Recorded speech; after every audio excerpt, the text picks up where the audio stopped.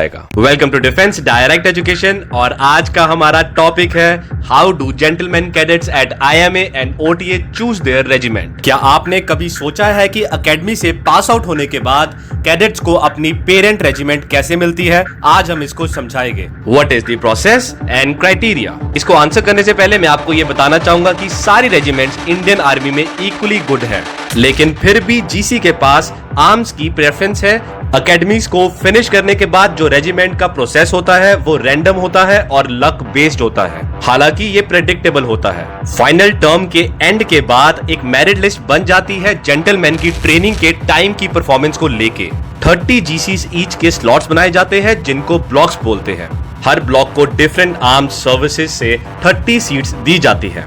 ये highly possible है कि एक पर्टिकुलर ब्लॉक को एक पर्टिकुलर आर्म की कोई भी सीट ना मिले। जीसीस को एक फॉर्म दिया जाता है जिसमें उनको 3 चॉइसेस फिल करने को दी जाती है as per order of precedence. Combat arm के केस में जैसे कि इन्फेंट्री, आर्म्ड कोर, आर्टिलरी और मैकेनाइज्ड इन्फेंट्री। जीसीस प्रेफर करते हैं पर्टिकुलर हाईली डेकोरेटेड बटालियन, हालांकि उनको सिर्फ रेजिमेंट ग्रुप फिल करना ही अलाउड है। कभी कभी ऐसा हो जाता है कि एक पर्टिकुलर आर्म ओवर सब्सक्राइब हो जाती है, इसका मतलब एक्चुअल वैकेंसी से ज्यादा लोग ने उसे चूज किया और कुछ अंडर सब्सक्राइब्ड हो जाती है, तो उसमें एक्स्ट्रा लोगों को अंडर सब्सक्राइब्ड आर्म्स दी जाती है। इसको आम तौर पे कैजुअलिटी कहा जाता है। ऐसी और भी काफी चीजें हैं जो जीसी की आर्म सिलेक्शन में इफेक्ट करती है। उसमें से एक है पेरेंटल क्लेम। इसके अंदर जीसी जिसके पेरेंट्स स्पेशली फादर जिन्होंने सर्व किया है और एक पर्टिकुलर बटालियन को कमांड किया है या एक पर्टिकुलर बटालियन के सूबेदार मेजर रहे हैं, तो उससे उनको PC1 प्रेफरेंस मिलेगी। उससे उनको फादर का बटालियन मिल जाएगा और वो जिनके फादर ने गैलेंट्री मेडल्स जीते हैं उनको PC2 मिलता है।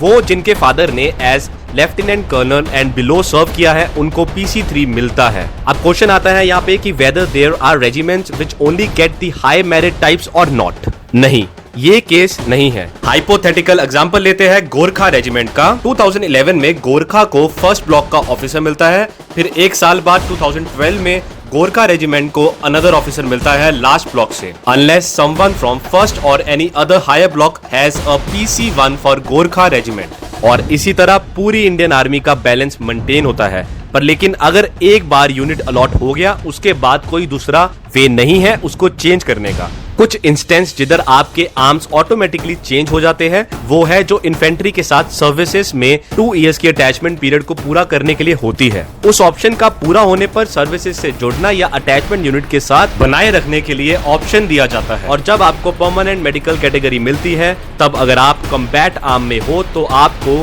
कोई भी सर्विस दी जाती है। अब सम अप कर रहा हूं मैं सबको। अगर आपके फादर किसी बटालियन से है या गैलेंट्री अवॉर्डी है और उस बटालियन की रिक्वायरमेंट है तो आपको उसका चॉइस मिलेगा। अगर आप अपनी एकेडमी की ट्रेनिंग के मेरिट में टॉप 30 या फर्स्ट ब्लॉक में आते हैं तो काफी चांसेस है कि आपको अपनी ड्रीम रेजिमेंट मिले। Lastly, if not from the above 2 जहां रिक्वायरमेंट है, आपकी पेरेंट रेजिमेंट वही होगी पूरी सर्विस के लिए। और जो आपकी पेरेंट रेजिमेंट होगी आपका और आपकी फैमिली का जिंदगी भर का बॉन्ड बन जाएगा उस रेजिमेंट से। और एक आखिरी किस्सा सुनाता हूं आपको कि फील्ड मार्शल सैम मनेकशा जब गोरखा राइफल से अटैच थे तब उनकी काफी ज्यादा बॉन्डिंग हो गई थी अपने जवानों से। सारे गोरखाली उनको पसंद करते थे। गोरखा जवानों ने उनका नाम भी सैम बहादुर रख दिया था जिसको सैम मनेकशा ने दिल से एक्सेप्ट किया था। आज भी गोरखा राइफल सैम मनेकशा को याद करते हैं और उनके जाने के बाद भी वो अपनी रेजिमेंट और अपने जूनियर्स के लिए हमेशा अमर रहेंगे। तो दोस्तों ये थी हमारी आज की वीडियो। और दोस्तों मैं आपको एक और बात बताना चाहूंगा, अगर आप डिफेंस एस्पिरेंट है तो आपको